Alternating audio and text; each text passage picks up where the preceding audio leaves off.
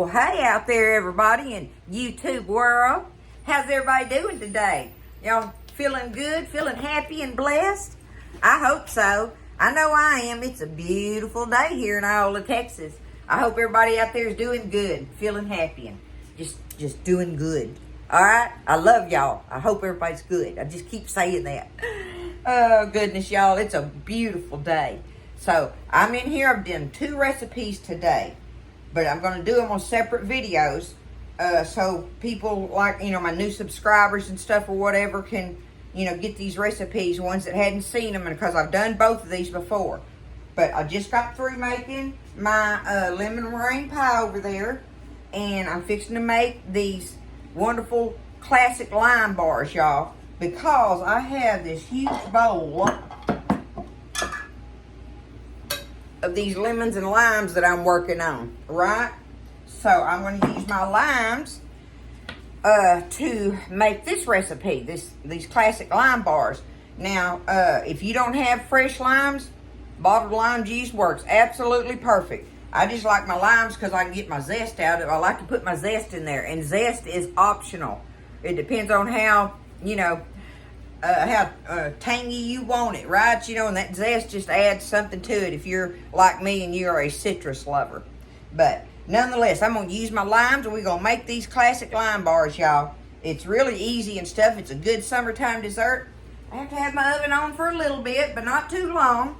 So I got it preheating on 350, universal temperature, right? The first thing we got to do is make this shortbread crust to go in here. Now, I've got me a little old. You want to use like an 8x8 or something like that and everything. Well, this is as close as I can get to it today. Put you some parchment paper in there and have it ready.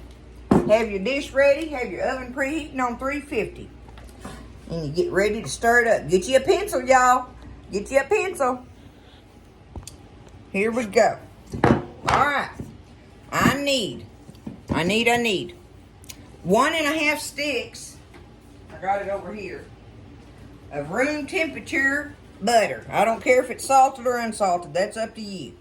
But you need 1.5 sticks of it. I cut it up so it would kind of start getting better temperature easier. But there's my butter in there. 1.5 sticks. And I need me some flour. I need 1.5 cups of all-purpose flour. So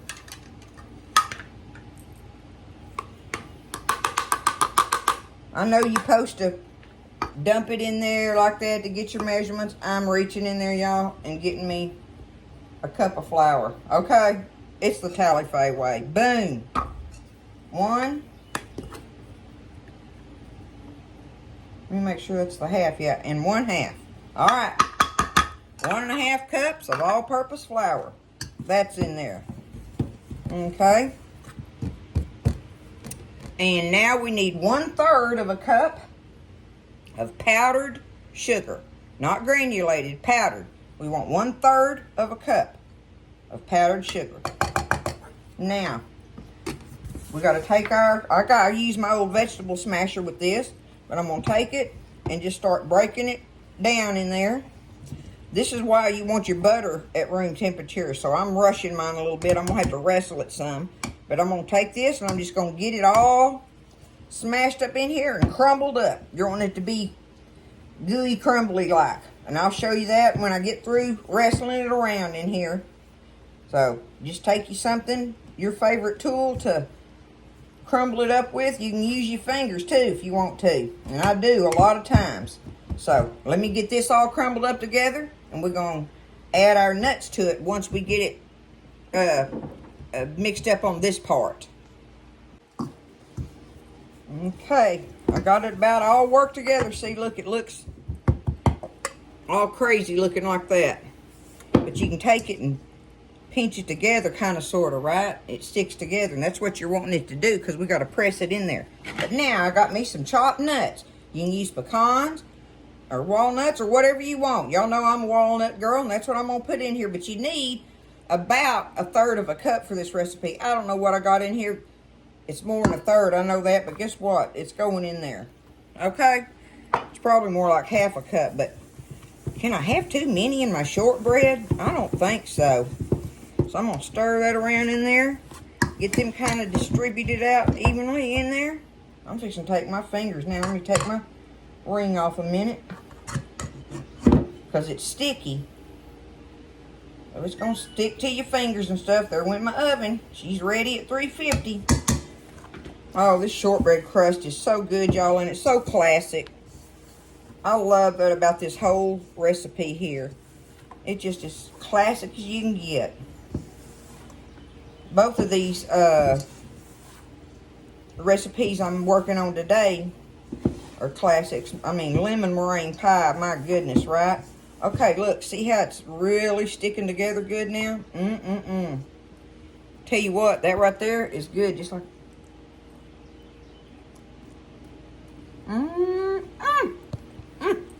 It's good, y'all. Okay, let's get our little dish over here. Make sure I got the... Let me push on it. Oh. There we go. Oh my goodness, that's so good. I could just stand there and eat that, y'all. Okay. Now I'm gonna take it and just press it out in here. Some people like to get a coffee cup or a measuring cup bottom, you know, or something, and push it all down in there. You do. You get it down in there however you can, right?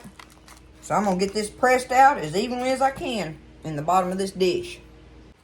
Okay, so I got it pressed out in there. We're gonna take it, put it in the oven over there, and we're gonna par bake this thing, y'all. Uh-oh, my camera got... We're gonna put it in the oven and par bake it, y'all, for probably about 30 minutes. 25 to 30 minutes on it, I think. No, not on the par baking. On the par baking, you want to do about 15 to 20 minutes. There we go. The other part is your 30 minutes when we do our filling. But anyway, we want to par bake this. Look at it.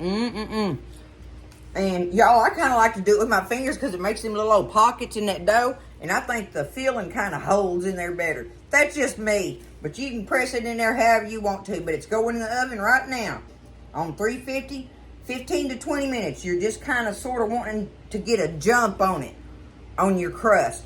Because we're going to make our filling, put it on there, and then we put it back in the oven and let it bake for a half hour roundabouts to get it cooked and set up.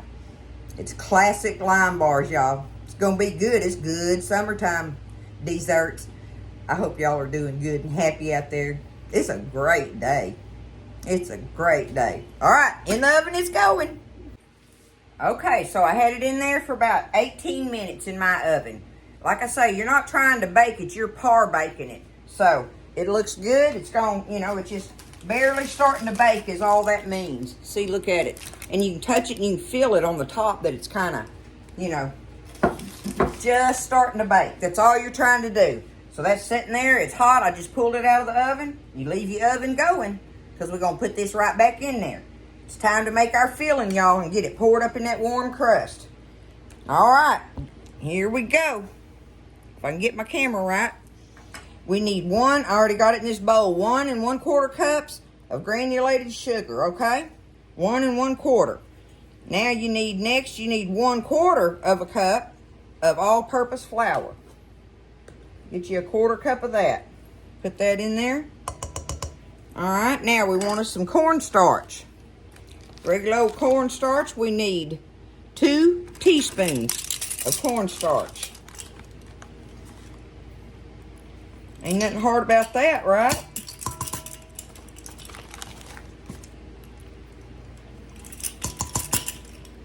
Okay, 2 teaspoons of cornstarch. We need us some baking powder, y'all. We need 1/4 teaspoon of baking powder. Baking powder now, not soda. Baking powder, 1/4 teaspoon. There we go. And we need us 1/8 teaspoon of salt. Y'all, that's a pinch. That's a pinch. I'm going to go ahead. I got me a little 1/8 measuring thing on here. So there we go. There's our 1/8 teaspoon of salt. There is our dry ingredients. So I just want to take my little hand whisk real quick and kind of mix them dry ingredients up together. Get all the little lumps and stuff out of the flour and the cornstarch and such, whatever, right? Just give it a little whisk like that. Sometimes I try to do it with my beaters, but it makes such a dust cloud. Low on this old thing of beaters I got ain't low, y'all. Not that kind of low anyway. All right, there's our dry ingredients. Now, the next thing we need is a pair of eggs. A pair of whole eggs now. And you want to beat them up really good before you dump them in there. Try to almost get them frothy if you can.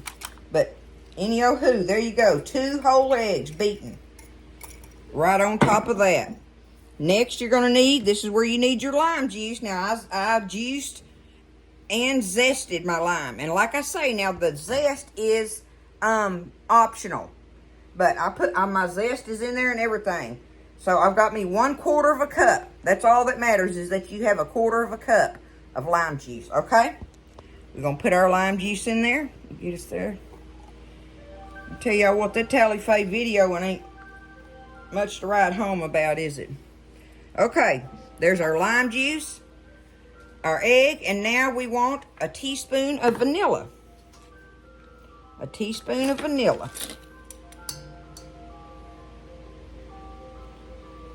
Bam. And now, y'all, I've never done this, so I figured I'd do it just for the fun of it. I'm going to put me about 2 drops in there to start off, and we'll see what it looks like. I don't know how dark that's going to make it, but I've never put the food coloring in them. I thought I'd do it just for the fun of it. 1, 2. Let's see what that does. I have no idea. All right, time to beat this up.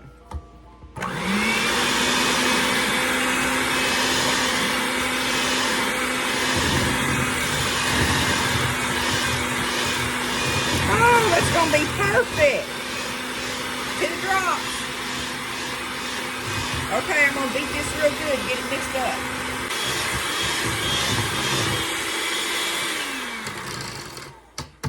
There it is. All right, look at it.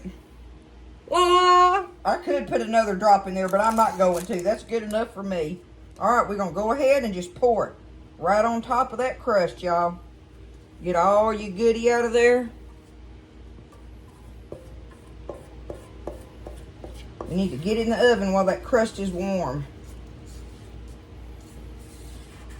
That helps speed that cooking process up a little bit. We're just wanting to put this in there and let it cook until it kind of sets up.